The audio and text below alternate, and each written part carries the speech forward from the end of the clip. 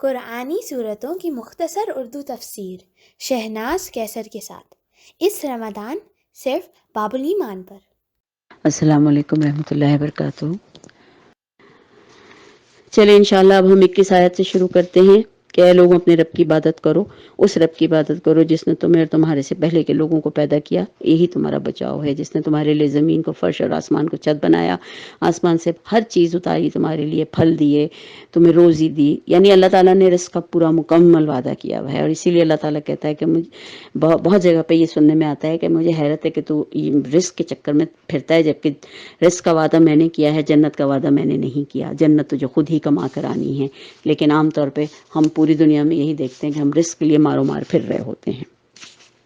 اچھا، اس کے علاوہ پھر یہ کہ ہم نے اپنے بندے پر جو کچھ اتارا ہے، اس میں اگر تمہیں شک ہو اور تم سچے ہو تو تم اس جیسی ایک صورت بنا لو۔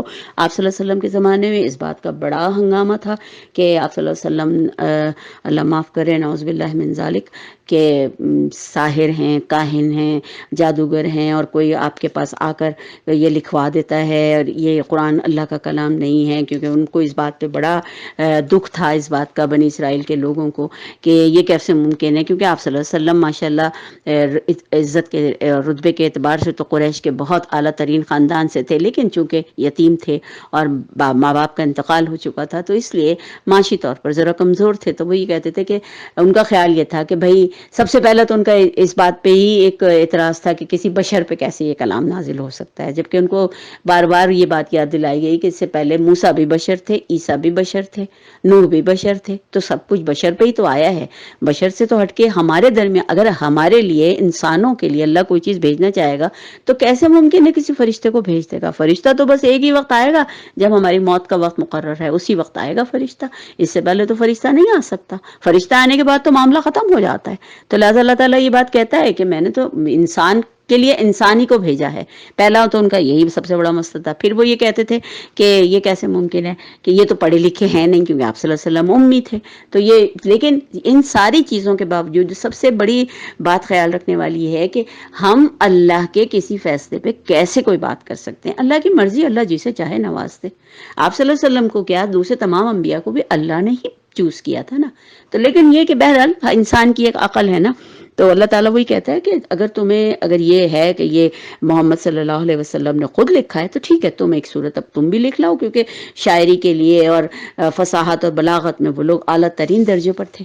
عرب کے لوگوں میں عربی فصاحت بہت زیادہ تھی، تو اللہ تعالیٰ نے کہا لکھ لاؤ تم اس کے علاوہ، اور اگر تمہیں اختیار ہے، تم چاہو تو کسی سے مدد بھی لے سکتے ہو اس میں، بس تم ایسا نہیں کر سکتے کیونکہ یہ تمہارے لیے ناممکنات میں سے۔ تو اسے سچا مان کر، یعنی اس قرآن کو سچا مان کر آگ سے بچو جس کا ایندھن انسان اور پتھر ہیں۔ انسان کو سب سے زیادہ اسی بات کا خیال رکھنا چاہیے کہ وہ ایندھن اور پتھر بننا چاہتا ہے، وہ بھی اس جگہ کا جب اس کی ہڈیاں جلیں گی، جب اس کے جلد جلے گی تو اس کا کیا حال ہوگا، اور جو آگ کی جو تپش بتائی جاتی ہے وہ جس قسم کی ہے کہ ہمارا جسم اس کو برداشت کر لے گا۔ یہ باتیں ہمارے لیے اسی وقت ہمیں جب سمجھ میں آئیں گی جب ہم قرآن کو سمجھیں گے، اور قرآن میں جو جو پیغامات ہمیں دیے گئے ہیں ہم ان کو سمجھنے کی کوشش کریں گے۔ اب اگر ہم نے اپنے طور پر یہ سوچ لیا کہ نہیں جی ایسا نہیں ہوگا اور ویسا نہیں ہوگا، اللہ بڑا غفور رحیم ہے اور اللہ تعالیٰ ہمیں ضرور بخش دے گا، تو یہ ہماری ایک خوش فہمی ہے۔ اللہ تعالیٰ اگر یوں سمجھ لیجئے کہ اللہ تعالیٰ کو اگر سب کو ہی بخش دینا تھا تو پھر اللہ تعالیٰ کو قیامت بھی کھڑی کرنے کی کیا ضرورت تھی؟ وہ تو پھر سب کو کہہ دیتا جاؤ جنت میں چلے جاؤ، اور صرف کافروں کو اور دوسرے لوگوں کو کہہ دیتا کہ جنت میں جہنم میں چلے جاؤ۔ لیکن the question is کہ بھئی مسلمان جو اللہ کی راہ سے بھٹکے ہوئے ہیں ان کا کیا ہوتا؟ ان کو کس طرح سے بتایا جاتا کہ اللہ کا وعدہ کیا تھا؟ اور جو کافروں کے لیے تیار کی گئی ہے، ایمان والوں نیک کام کرنے والوں کے لیے جنت کی خوشخبریاں ہیں جن کے نیچے نہریں بہ رہی ہیں، کبھی وہ پھلوں کا رزق دیے جائیں گے، اور ایسے ہم شکل پھل ہوں گے جن کو کھا دیکھیں گے تو کہیں گے ارے ہم نے پہلے بھی کھایا ہوا ہے ان کو، یہ تو ہم کو پہلے بھی دیے گئے تھے۔ ان کے لیے بیویاں ہیں جو صاف ستھری، جنتوں میں ہمیشہ رہنے والی اور بہت یعنی پاکیزہ اور خوبصورت، اور یقیناً اللہ تعالیٰ کوئی ایسی مثال بیان کرنے سے نہیں شرماتا، خواہ وہ مچھر کی ہو یا اس سے بھی کوئی ہلکی چیز کی۔ کیوں اللہ تعالیٰ اس بات سے شرمائے گا؟ اللہ تعالیٰ کی ہر چیز اللہ کی مخلوق ہے. جو کریٹر ہوتا ہے یا کوئی ایک آپ کسی پینٹر کو دیکھیے، جب وہ اپنی کسی پینٹنگ کے اوپر ایک چھوٹا سا نقطہ بھی لگاتا ہے تو وہ نقطہ بھی اسے عزیز ہوتا ہے کیونکہ اس نے بنایا ہے. تو اللہ تعالیٰ کو اس بات کے لیے کیوں شرم آئے گی کہ وہ ایک مچھر کی مثال نہیں بیان کر سکتا؟ کیوں نہیں کر سکتا؟ اللہ نے مچھر کو پیدا کیا ہے نا، اللہ نے انسان کو پیدا کیا ہے، تمام جانوروں کو پیدا کیا. تو اس لیے یہ باتیں کہنا جو ہے نا، خاص طور پہ ہم لوگوں کے لیے بھی ایک بہت بڑا مطلب ایک چیلنج ہے. ایمان والے تو اسے اپنی رب کی جانب سے صحیح سمجھتے ہیں. کفار کہتے ہیں کہ اس مثال سے اللہ نے کیا مراد لی ہے. اسی کے ساتھ اللہ بیشتر کو گمراہ کرتا ہے اور اکثر لوگوں کو راستہ دکھا دیتا ہے. اسی لیے کہتے ہیں نا کہ قرآن بعض اوقات بعض چیزیں ایسی ہیں کہ قرآن کو اگر صحیح طور پہ نہ سمجھا جائے تو کچھ چیزیں انسان کو گمراہ کر دیتی ہیں، کچھ چیزیں انسان کو اس راستے پر لے آتی ہیں. گمراہ تو صرف فاسقوں ہی کو کرتا ہے، اور جو لوگ اللہ کے مضبوط عہد کو توڑ دیتے ہیں، یعنی اللہ سے ہم نے مضبوط عہد، اللہ کی وہ وصیت، اور سب سے بڑی بات ہے کہ ہم نے ہر دفعہ اللہ انبیاء کے ذریعے مخلوق کی جو ایک عہد لیا جاتا ہے، یا وہ عہد جو اہل کتاب سے تورات کے سلسلے میں لیا گیا، یا پھر یہ کہ جب تمام یعنی حضرت آدم علیہ السلام کے پیدا ہونے کے بعد جب ایک اللہ نے ایک عہد لیا تھا سب سے، اس جو کہ عہد اور خاص طور پہ ہماری تمام ارواح سے اللہ تعالیٰ نے عہد لیا تھا کہ جب تمہارا رب کون ہے، الست بربکم، تو ہم نے کہا تھا آپ ہی ہیں ہمارے رب. تو یہ سارے جو عہد ہم نے اللہ سے کیے، یہ سارے عہد ہمیں یاد رکھنے چاہیے. اور لیکن مسئلہ یہ ہے کہ ہمیں یہ سارے کوئی چیز ہمیں یاد نہیں ہوتی. تو چلیں اگر اس قرآن کو ہی لے کر ہم اپنی زندگی میں چل سکتے ہیں تو پھر ہم اس سے زیادہ بہتر تو ہمارے لیے کوئی چیز نہیں ہوگی. اللہ تعالیٰ نے جن چیزوں کو جوڑنے کا حکم دیا ہے انہیں کاٹتے ہیں اور زمین میں فساد پھیلاتے ہیں، یہی لوگ نقصان اٹھانے والے ہیں. تم اللہ کے ساتھ کیسے کفر کر سکتے ہو حالانکہ تم مردہ تھے جب اس نے تمہیں زندہ کیا؟ ظاہر ہے ہم مردہ ہی تو تھے.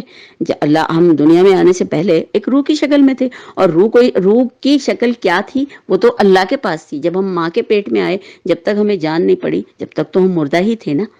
تو یہی کیونکہ جان بھی ہم جب ماں کا حمل ٹھہرتا ہے تقریباً 40 دن کے بعد جان ڈالی جاتی ہے، تو اس وقت تک تو ہم ایک مردے ہی تھے نا.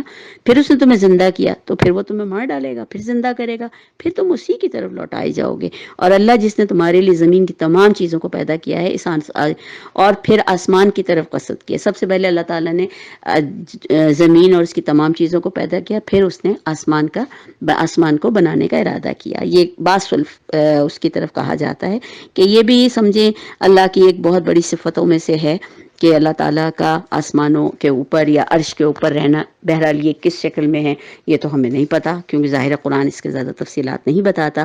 پھر اللہ تعالیٰ نے بتایا کہ آسمان کو میں نے ٹھیک 7 آسمانوں میں بنایا اور وہ ہر چیز کو جانتا ہے. اور جب تیرے رب نے یہاں سے پھر یہ جو شروع ہو رہا ہے کہ حضرت آدم علیہ السلام کو اللہ تعالیٰ نے کیسے بنایا اور کیا اللہ تعالیٰ کی مصلحت تھی اور اللہ تعالیٰ کا کیا پلان تھا، تو لہٰذا یہ ہم انشاءاللہ پھر کل دوبارہ سے کریں گے.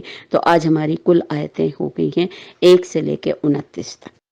وما آخر دعوانا ان الحمدللہ رب العالمین. اللہ ہمارے اس پڑھنے کو قبول کرے، اس میں کچھ غلطی ہو تو معاف کر دے. اور آپ لوگوں سے بھی گزارش ہے کہ اگر کوئی چیز میری سمجھ میں نہ آئے تو اس کو ایک انسانی غلطی سمجھ کے معاف کیجیے گا، ورنہ یہ ساری تفصیلات جو ہیں وہ تفسیر سے ہی لی گئی ہیں. اللہ حافظ. السلام علیکم رحمۃ اللہ وبرکاتہ.